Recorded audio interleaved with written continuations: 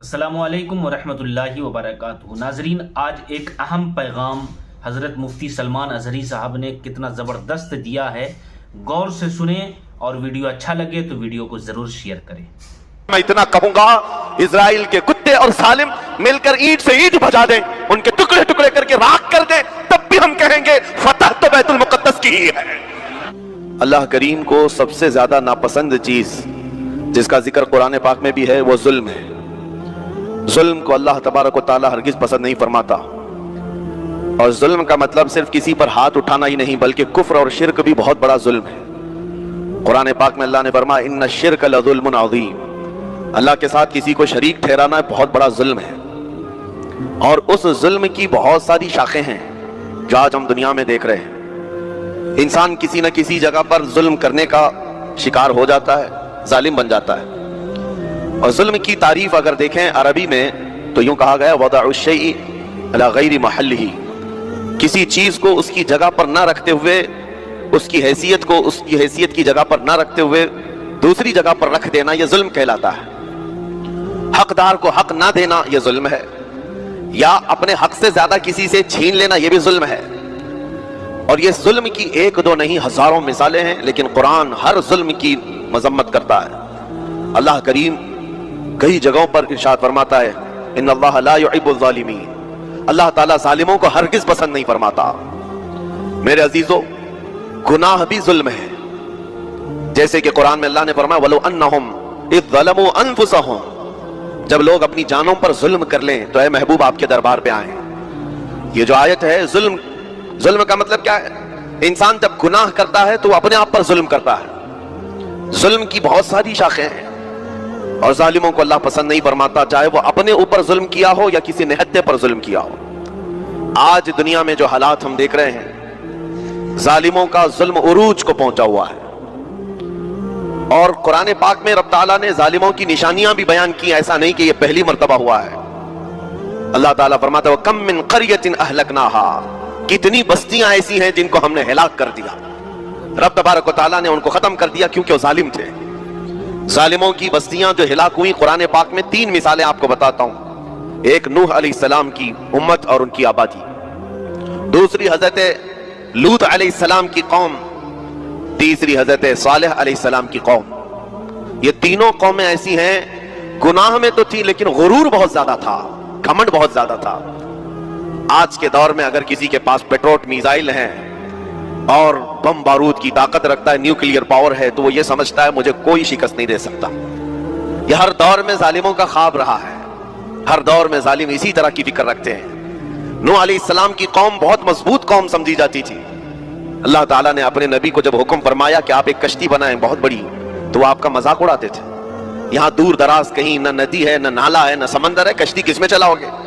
अल्लाह के नबी को पता था कि अजाब आने वाला है, और अपने ईमान वालों को आप डरा भी रहे थे। लेकिन कुफ्फार और मुशरिकीन गुरूर और तकब्बुर में ऐसे थे, यहां तक कि नूह अलैहिस्सलाम ने अपने बेटे को बुलाकर कहा, जो काफिर था, कहा मेरे साथ आ जा, या बुनय्या इरकम माना वला तकुम मअल काफिरीन, बेटा हमारे साथ आ जा, काफिरों के साथ मत जा। उसने क्या कहा? क़ाल सआवी इलल जबल यअसिमुनी मिनल मा, मैं तो पहाड़ की ऊंची चोटी पर चला जाऊंगा, तुम्हारा पानी मुझे कुछ नहीं कर सकेगा। ये उस वक्त जालिमों का ख्याल था, गुमान था। फिर अल्लाह ताला कुरान पाक में फरमाता है वो फज्जरनल अर्द उयूना, हमने जमीनों के सारे चश्मे फाड़ दिए, हर जगह से पानी के सोते निकले। और फिर आसमान के सारे दरवाजे खोल दिए, फफतहना अबवाबस समाई बिमाइन मुनहमिर, अल्लाह फरमाता है आसमान के सारे दरवाजे पानी के खोल दिए, आसमानों से पानी और जमीनों से पानी।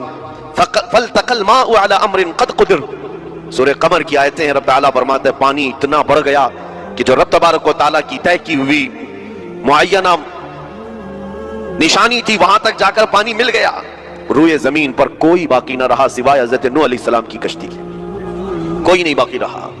जब ये पानी फैल गया, क्या पहाड़ों की चोटियां, क्या महलों की ऊंचाइयां, सब गर्क हो गए। और वो जबाबरा, वो कुव्वत के बादशाह जो कहते थे हमारा कोई कुछ नहीं बिगाड़ सकेगा, सड़ गए पानियों में। सिर्फ पानी अल्लाह ताला भेज दे तो इंसान उसे रोक नहीं सकता, अज़ाब इलाही को कैसे रोक सकेगा? दूसरी घमंडी कौम, गुरूर में मुब्तला कौम थी हजरत लूत अलैहिस्सलाम की कौम, जो बदकारियों में मुलव्विस थे। अल्लाह का जब अजाब आया تو قرآن پاک میں رب تعالیٰ فرماتا ہے وَأَمْطَرْنَا عَلَيْهِمْ حِجَارَةً مِّن سِجِّيلٍ، نوکیلے پتھروں کی ہم نے ان پر بارش کی. وَجَعَلْنَا عَالِيَهَا سَافِلَهَا، ان کی اونچائیوں کو اٹھا کر کے نیچے پلٹ دیا گیا. زمین کو فرشتوں نے اوپر تک اٹھایا اور اس کے بعد پلٹ دیا. یہ پوری بستی غرق ہو گئی، ختم ہو گئی. یہ بستی بھی وہی تھی جس کو حضرت لوط علیہ السلام بار بار تنبیہ کرتے تھے کہ ظلم سے بچو، ظلم سے بچو. ظلم اللہ کے عذاب کو دعوت دیتا ہے، لیکن وہ مذاق اڑاتے تھے. اور جب ہلاک و برباد ہو گئے، ختم ہو گئے، ان کی نشانیاں بھی باقی نہیں رہی. وہ پتھروں کی بارشیں کہاں ہوئی تھی واللہ عالم. لیکن میرے عزیزو، ہم نے دیکھا ہے جہاں یہ قوم آباد تھی اس علاقے کو آج بتایا جاتا ہے وہ جارڈن کا علاقہ تھا، بحر مردار، جہاں پر آج باقی ہے ڈیڈ سی. میں خود سفر پر دیکھا جارڈن کی ایک سرزمین پر گاڑی چلتی جا رہی ہے اور کالے کالے پتھر، جہاں تک نظر کرو صرف پتھر ہی پتھر ہیں، بہت نوکیلے. ایسے پتھر میں نے دنیا میں دوسری جگہوں پر نہیں دیکھا. آج بھی اسی طرح سے باقی تقریباً 100 کلومیٹر 150 کلومیٹر تک صرف پتھر ہی ہے. بیچ میں صرف ایک روڈ جاتا ہے، اس کے بعد نہ کوئی درخت دکھتا ہے، نہ کوئی عمارت ہے، نہ کوئی پہاڑ ہے، صرف پتھر، پتھروں کا صحرا ہے. آج کی اس صدی میں دیکھ کر کے ان پتھروں کو ہیبت طاری ہو جاتی ہے. جس وقت وہ برسے ہوں گے ان کی حالت کیا ہوگی. اور میں یہ نہیں کہتا بالضبط کہ یہ وہی پتھر ہیں جو برسے تھے، واللہ عالم. لیکن میرے عزیزو، نشانیاں آج بھی عذاب الہی کی موجود ہیں. تیسری قوم تھی قوم شعیب اور قوم صالح علیہ السلام. یہ دونوں قوموں کے بارے میں ذکر کرتا ہوں. حضرت شعیب علیہ السلام کی قوم صرف ناپ تول میں کمی کرتی اور کفر و شرک بھی کرتے. شعیب علیہ السلام ان کو روکتے تو وہ ان کا بھی مذاق اڑاتے. اور جب عذاب الہی کے آنے کی بات کیا تو جانتے ہیں کیا کہا انہوں نے؟ یہ وہ قوم تھی جو پتھروں کو تراش کر کے گھر بنا لیتے تھے. یعنی پورے کے پورے پہاڑ کو، پتھروں کا جو پہاڑ ہوتا ہے اس کو تراشتے تھے، اور ایک آدمی کا ایک گھر ایک پہاڑ. آج کے دور میں ساری بلڈوزر مل کر کے نہیں کر پائیں، مشینیں مل کر نہ کر پائیں. وہ اس وقت کے لوگ بھاری بھرکم تھے، جسامت والے تھے، طاقت والے تھے. جب وہ اپنے رہنے کے لیے ایک پہاڑ کو تراش سکتے تھے، 4000 سال پہلے کی بات کر رہا ہوں. اس وقت میرے خیال سے وہ اپنے زمانے کے سب سے بڑے ماڈرن لوگ یا ترقی یافتہ لوگ کہلاتے ہوں گے، سب سے زیادہ ترقی یافتہ کہلاتے ہوں گے. جیسے آج لوگوں کو لگتا ہے رشیا اور امریکہ بہت پہنچے ہوئے ہیں ٹیکنالوجی میں، اس دور کے وہ لوگ سب سے بڑی طاقت کے رکھنے والے تھے. جب حضرت شعیب علیہ السلام نے ان کو اللہ کے عذاب سے ڈرایا تو کیا کہتے تھے؟ عذاب وہی نا جو نوح علیہ السلام کی قوم میں آیا تھا، بارش آ گئی تھی، زمین سے پانی نکل گیا تھا تو پانی بہت ہو گیا تھا. یا پھر وہ جو لوط علیہ السلام کی قوم پر آیا، پتھروں کی بارش، یا پھر ہواؤں کا عذاب. اگر یہ تینوں بھی آئیں تب بھی ہمارے ان پہاڑوں کے گھروں کو نقصان نہیں کر سکیں گے. ان کا اتنا غرور تھا. اگر پانی بھی آ جائے سمندروں کا، یا ہوا بھی تیز چلے، یا پتھروں کی بارش ہو، ہم تو بہت محفوظ قلعوں میں ہیں.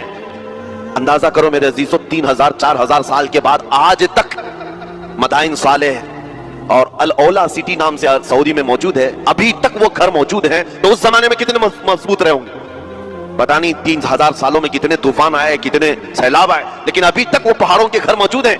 تو اس زمانے میں کتنے طاقتور ہوں گے. ان کا نشہ آسمان پر تھا، غرور چڑھ کر کے بول رہا تھا. کہتے تھے کہ اگر اس طرح کے عذابات آ بھی گئے تو ہمارا کچھ نقصان نہیں ہوگا. کون سا؟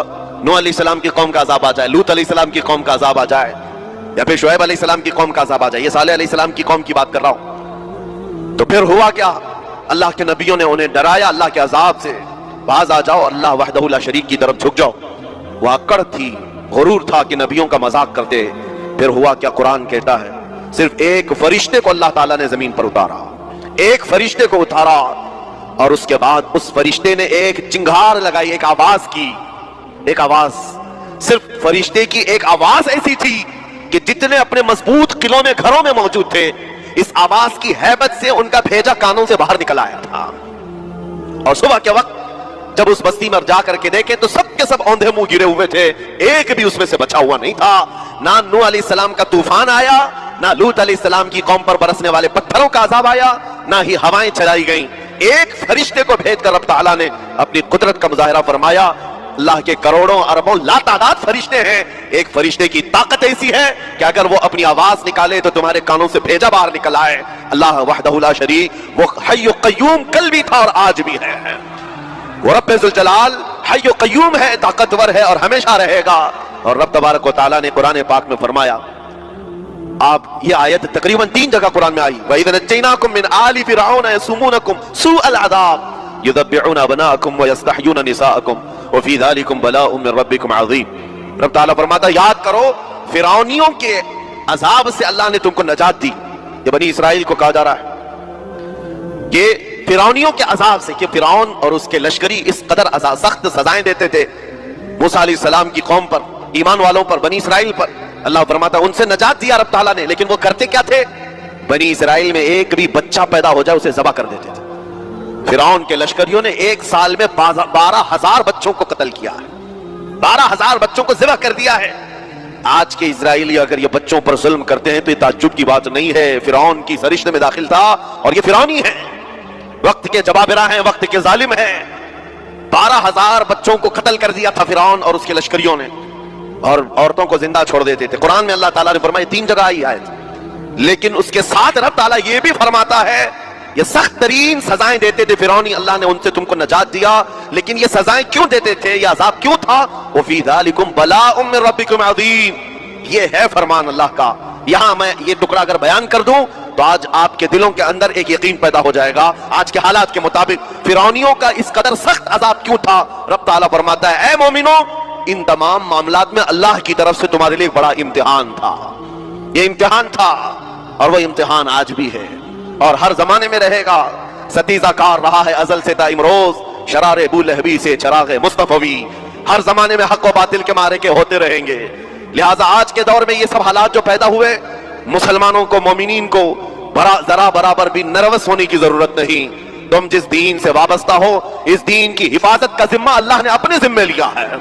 युरीदून लियुत्फिऊ नूरल्लाहि बिअफ़वाहिहिम, कुरान में अल्लाह फरमाता है कुफार और मुशरिकीन अपने मुंह के फूंकों से अल्लाह के इस चिराग को बुझाना चाहते हैं, अल्लाह अपने इस चिराग को मुकम्मल करके रहेगा। ये इस्लाम नूर इलाही है, अल्लाह का नूर है और इसको सुबह क़यामत तक रहना है। और हम जैसे और भी आएंगे इस जमीन पर और आएंगे जाते रहेंगे। ये आबादियां हैं, बदलती रहेंगी, खुदाई कानून है, लेकिन इस्लाम न कल बदला था, न आज, न क़यामत तक बदलेगा। हम सबका इम्तिहान है मेरे अजीजों, हम सबका इम्तिहान है। लेकिन इन हालात में मोमिनीन को करना क्या चाहिए? उन्हें अपने ईमान को मजबूत करना चाहिए। कभी किसी के उड़ते हुए छींटड़े और टुकड़े देखकर तुम्हें मायूस होने की जरूरत नहीं। अब हमारा मुस्तकबिल क्या होगा? अब मेरे अजीजों, आज जो हालात हैं ये हालात करबला से ज्यादा सख्त तो नहीं है। आज फिलिस्तीनियों को हमने देखा 6 माह के, साल भर के बच्चों को सीने से लगाकर कफन लिपेट रहे हैं। उन माओं की क्या कैफियत होती होगी? कभी कभार छोटी सी क्लिप में देख करके आंखों से आंसू बह पड़ते हैं। उन्होंने अपने हाथों से न जाने कितने बच्चों को एक दिन में दफन कर दिया। 80-80 मैयतों को एक कब्र में डाल दिया करते हैं। उन फिलिस्तीनियों को लाखों सलाम, उनके जज्बात को और उनकी इस्तिकामत को। हम तो दुआ यही करते हैं, उन फिलिस्तीनी मुसलमानों के बराबर पूरी दुनिया के मुसलमान नहीं हो सकते। हम तो एक नाश्ते पर सब्र नहीं कर पाते, वो अपने 10-10 बच्चों और खानदान वालों के कटे हुए छींटरों पर भी कहते हैं अल्लाह हमारे साथ है। सारी मुसीबतें देख करके भी वो कहते हैं अल्लाह हमारे साथ है। उनके घर उड़ा दिए गए, तबाह कर दिए गए, राख में बदल दिए गए। और न्यूज एंकर, ये दज्जाली मीडिया वहां जा करके उनके जख्मों को कुरेद करके पूछता है तुम्हारा माल कैसे आएगा, तुम्हारा घर कैसे चला गया। लेकिन उन हालात में भी वो मुस्कुरा कर कहते हैं अल्लाह ने दिया था, फिर अल्लाह है और अल्लाह देगा। उनके ईमान के बराबर हम नहीं हो सकते।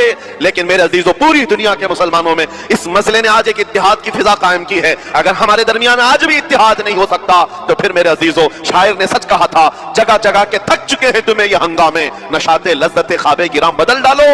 गलत रवि से मनाजिल का बहुत बढ़ता है, मुसाफिरों रवि से कारवां बदल डालो। आज के हालात तुम्हें अगर नहीं बदलने पर मजबूर किए तो फिर बताओ कौन से हालात तुम्हें बदलेंगे, कब तुम बदलोगे? लेकिन इन हालात पर आज बाज लोगों ने यह कहना शुरू किया। मैंने चंद दिनों पहले एक आयत पढ़ी थी, एक बयान में कहा था, अल्लाह कुरान में फरमाता है हुवल्लज़ी अरसला रसूलहु बिल हुदा व दीनिल हक लियुज़हिरहु अला दीनि कुल्ली। वो अल्लाह है जिसने हक दीन के साथ अपने रसूल को भेजा है और हिदायत के साथ अपने रसूल को भेजा है। क्यों भेजा है? लियुज़हिरहु अला दीनि कुल्ली, ताकि वह रसूल पूरी दुनिया पर यह दीन गालिब करे। ये दीन गालिब आएगा।